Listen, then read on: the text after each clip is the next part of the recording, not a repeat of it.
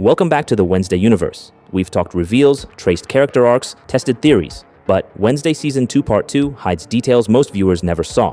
Literary nods that reshape entire scenes. Visual echoes of classic cinema. Production tricks that change how you read the characters. And that's the beauty of Wednesday. Nothing is accidental. Every costume, every frame, every throwaway line has a purpose. The creators know their audience. People who pause, rewind, and hunt for the cracks. Today, we dive into what's hiding in plain sight. From Poe's fingerprints scattered across the season to a Batman '89 homage so subtle it's almost invisible.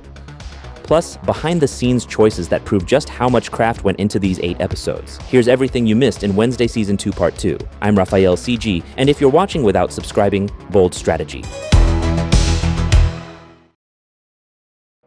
Episode 5 opens with Wednesday buried in Macbeth, a play of blood, prophecy, and ambition turned rot. A king murdered, a throne stolen, a world collapsing. The choice isn't random. Isaac's obsession with curing his sister mirrors Macbeth's fatal flaw, ambition consuming loyalty. Gomez follows with his own twist on Hamlet. Denmark will still be rotten tomorrow. His way of saying, some wounds don't heal overnight, and the references don't stop at Shakespeare. Look closer at Wednesday's shirt, text lifted straight from Poe's The Pit and the Pendulum. Another thread in Season 2's tapestry of Poe Easter eggs. These aren't set dressing, they're emotional maps. Shakespeare charting tragedy, Poe sketching psychological horror, classic literature rewired as Wednesday's blueprint. Principal Weems returning as Wednesday's mentor was one of Part 2's biggest shocks. The excuse? 13th cousins, twice removed, flimsy on paper, perfect on screen. Her look is lifted straight from Kim Novak in Vertigo, a film about obsession and control. Exactly the tension between Weems and Wednesday. What seals it is the sound. 2 snaps of the fingers to wake Wednesday from her coma, a direct echo of the Addams family theme. In that instant, this Weems feels more in tune with Wednesday's world than the principal ever did alive. And look closely, her coverage often feels isolated, the light and framing just slightly off,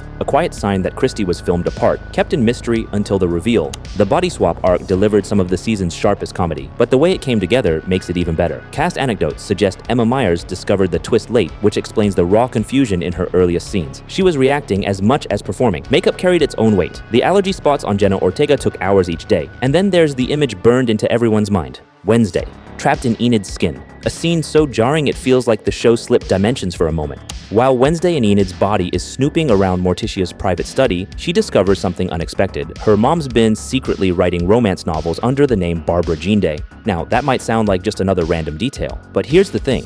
Barbara Jean Day was Charles Addams' actual first wife, the guy who created the whole Addams family universe. So Morticia's using the real-life name of her creator's wife as a pen name. That's some next-level meta-storytelling right there.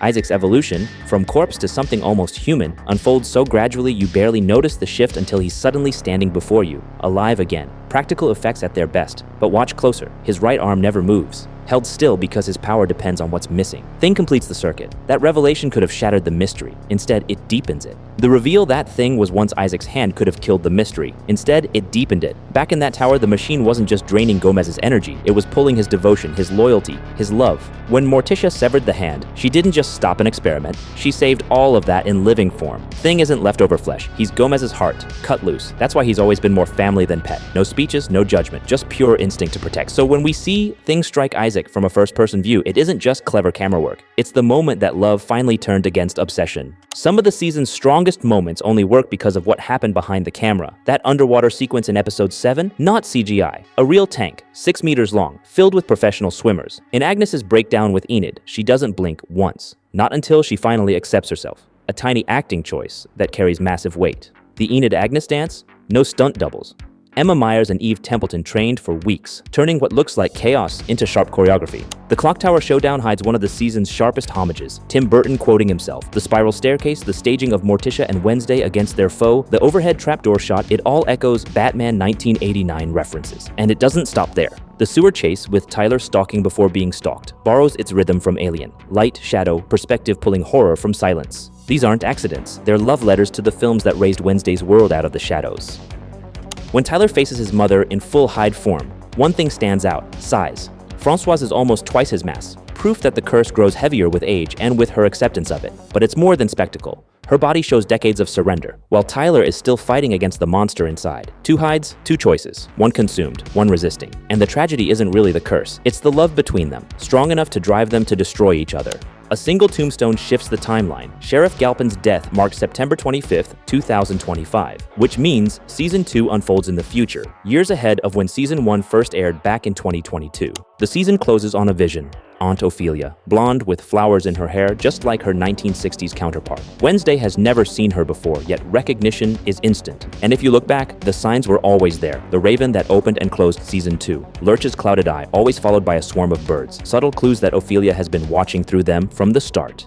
Xavier's painting drives it home, a raven with a white flower in its beak. The raven is Ophelia's mark, the flower white, the opposite of Morticia's eternal red roses. A quiet symbol that Ophelia has always been present, the counterpoint to her sister. Then comes the message on the wall, not a threat, a prophecy, a warning that the Addams bloodline is under attack. Whether Ophelia appears in person or keeps working through projections like Rosalyn Rotwood, one truth hangs over season 3. Wednesday's fight has already begun beneath the surface.